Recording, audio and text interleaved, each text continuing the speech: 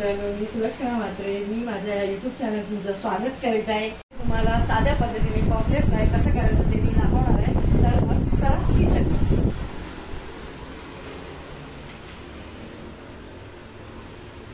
बघा, हे मी पॉपलेट बाजारातून आणलेले आहेत. आता आपण यांना साफ करून घेऊया. बघा, हे आपले पॉपलेट साफ करून झालेले आहेत. मी असे कट मारून घेतलेले आहे. आता आपण यांना मीठ लावून घेऊया चवीनुसार.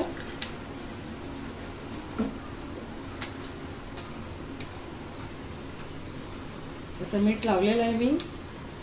आणि आता ह्याच्यात आपल्याला अद्रक, लसूण आणि मिरची याची पेस्ट करायची आहे. बघा, 10-15 पाकळ्या मी लसणाच्या घेतलेल्या आहेत. अद्रक घेतलेला आहे अर्धा इंच, 2 मिरच्या घेतलेल्या आहेत. आणि ह्याच्यात काही मसाले मी टाकले. आगरी मसाला 1-1.5 चम्मच घेतलेला आहे. लाल मिरची पावडर मी अर्धा चम्मच घेतलेले आहे. पाव चम्मच हळद आणि आपला एव्हरेस्ट चिकन मसाला 1 पाव चम्मच घेतलेला आहे. तर आपण याची पेस्ट आता करून घेऊया. बघा, आता आपली अद्रक लसणाची पेस्ट तयार आहे. ती आपण ह्या सगळ्या मसाल्यामध्ये मिक्स करायची आहे. बघा, असं मिक्स करून घ्यायचं आहे.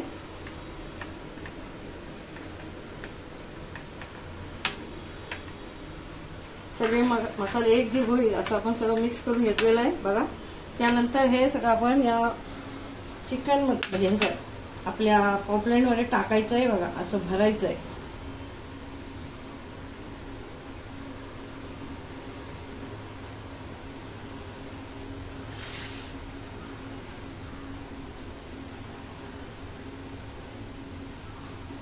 मी आता सगळं अद्रक लसणाची पेस्ट आणि हे सगळा मसाला मिक्स करून सगळं मॅरिनेट केलेलं आहे.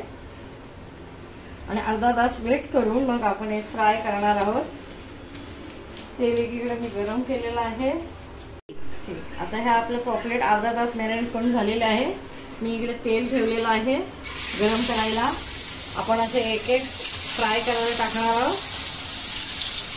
टाकताना नेहमी बघा असं टाकायचं आहे. पॉपलेट असं फिरवून एक या बाजूने आणि एक या बाजूने असं टाकायचं आहे. म्हणजे ते व्यवस्थित बसतात. ते उरलेला मसाला आहे तो आपण ह्याच्यावर लावणार आहोत.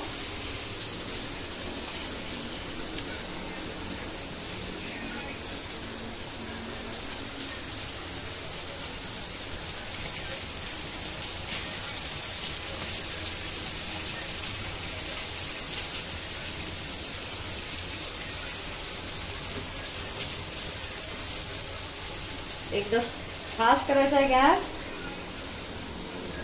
आणि 5 मिनिटं शिजत ठेवायचं आहे.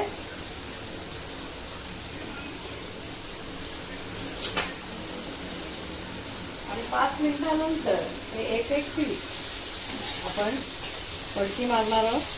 बघा, 5 गॅसमध्ये हे व्यवस्थित एका बाजूने शिजलेलं आहे. दिसतंय. मग पलटी मारल्यानंतर एक पीस तर मस्तपैकी तेल पकडले, मसालाही त्याला पकडून आलेला आहे.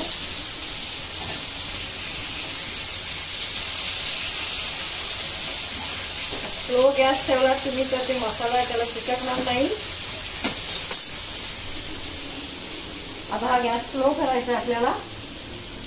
एक 5 मिनिटं स्लो मध्ये आपल्याला सगळं शिजलं पाहिजे. तोपर्यंत आपण थांबू. हे बघा, हे आपले सगळे फ्राय झालेले आहे.